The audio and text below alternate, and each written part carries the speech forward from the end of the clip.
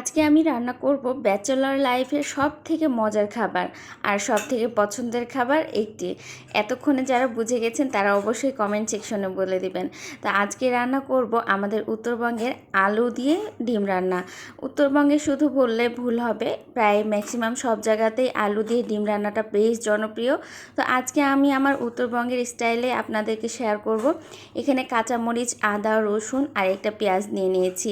কাঁচামরিচ দিয়েই সম্পূর্ণ রান্নাটা হবে। এর আগেও আমি উত্তরবঙ্গের আলুর ডালের রেসিপিটা দিয়েছি, তা প্রায় অনেকেই অনেক পছন্দ করেছেন। তাই তো আবারও আলুর এই রেসিপিটা আপনাদের সামনে হাজির করছি। যদিও এটা সাধারণ একটা রান্না, তবে অনেকেই রান্না করতে পছন্দ করেন, তাই আমিও শেয়ার করলাম। যারা যারা রান্না করতে পছন্দ করেন আমার এই ভিডিওটা দেখে আবারও রান্না করে ফেলুন। আলু সেদ্ধ করে নিয়েছি, সাথে ডিমও সেদ্ধ করতে দিয়ে দিয়েছি। আলুগুলোর খোসা ছাড়িয়ে চটকে নিয়েছি। এইদিকে ডিমগুলো পরিষ্কার করে ছুরি দিয়ে কেটে নিচ্ছি, এতে করে ফেটে যাবে না, না হলে ভাজার সময় ফুটে উঠবে। তারপরে এই তো পরিমাণ মতো তেল দিয়ে দিয়েছি। তেলের মধ্যেই আমি লবণ দিয়ে নিয়েছি। তেলটা যখন গরম হয়ে এসেছে তখন লবণ এবং অল্প পরিমাণে হলুদ দিয়ে নিয়েছি। এখন আমি ডিমটা ভেজে নিচ্ছি। আগে থেকে ডিমটা হলুদ লবণ দিয়ে না মাখিয়ে তেলের মধ্যে এভাবে লবণ হলুদ দিয়ে ভাজলে খেতে ভালো লাগে। তারপরে এই তো, আর রঙটাও কিন্তু খুব সুন্দর আসে। এখন আমার ডিমটা সুন্দরভাবে ভাজা হয়ে গেছে, ডিমটা তুলে নিচ্ছি। এই তেলেই এখন বাকি রান্নাটা করে ফেলবো। তেলের মধ্যে দিয়ে দিচ্ছি পরিমাণ মতো পেঁয়াজ, দেখতেই পাচ্ছেন পেঁয়াজটা দিয়ে দিলাম।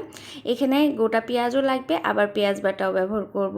পেঁয়াজটা যখন একটু ভাজা হয়ে এসেছে আমি বেটে রাখা মশলাগুলো দিয়ে নিচ্ছি। জিরা বাটা, পেঁয়াজ বাটা, আদা বাটা, রসুন বাটা আর কাঁচামরিচ বাটা। এখানে কোনো রকম গুঁড়ামরিচ ব্যবহার করা হবে না। দিয়ে দিলাম পরিমাণ মতো লবণ, দিয়ে দিলাম পরিমাণ মতো হলুদ গুঁড়া। আর কোনো মশলা এখন ব্যবহার করব না, পরবর্তীতে আরও কিছু মশলা ব্যবহার করব। এই তো মশলাটা এখন কষিয়ে নিব পানি দিয়ে।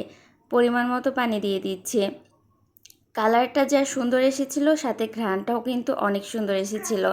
যারা সাধারণত কাঁচামরিচের রান্না খান তারা অবশ্যই জানেন কাঁচামরিচের রান্নার ঘ্রাণ কিন্তু অনেক বেশি। তারপরে এই তো মশলাটা যখন কষানো হয়ে গেছে, এখন আগে থেকে চটকে রাখা যে আলুগুলো ছিল ওগুলো দিয়ে নিয়েছি। আলুটা যেহেতু আগে থেকে সেদ্ধ করা, তাই খুব বেশিক্ষণ কষিয়ে রান্না করার প্রয়োজন হবে না। একবার ঢাকনা দিয়ে ঢেকে তারপরে এই তো পরিমাণ মতো পানি দিয়ে দিই। পরিমাণ মতো পানি দিয়ে আবারও ঢাকনা দিয়ে ঢেকে দিব। ওই তো আলুটা যেহেতু আগে থেকে সেদ্ধ করা, তাই এখানে পানির পরিমাণটাও খুব বেশি লাগবে না। তবে ঝোলটা যে যেরকম খাবেন ওই অনুযায়ী পানি দিবেন। যখন পানিটা অনেকটাই শুকিয়ে এসেছে, এখন ভেজে রাখা ডিমগুলো দিয়ে দিচ্ছি। আর উপর থেকে কাঁচামরিচ, সামান্য জিরা, গরম মশলার যে গুঁড়ো ওইটা দিয়ে দিচ্ছি। খুব সামান্য মশলায় এই রান্নাটা করা হয়, খেতে কিন্তু দুর্দান্ত লাগে। বিশেষ করে কাঁচামরিচের রান্না বলে আরও বেশি মজা লাগে। আর কালারটাও কিন্তু খুব সুন্দর আসে। এই তো আমার রান্না করা একদম কমপ্লিট। দেখতেই পাচ্ছেন আমি ঠিক কীরকম ঝোল রেখেছি। সাধারণত ডিম ডালে এরকমই ঝোল রাখা হয়, আপনারা চাইলে আরেকটু কমিয়ে নিতে পারেন। তো আজকের রেসিপি এই পর্যন্তই। আল্লাহ হাফেজ সবাইকে।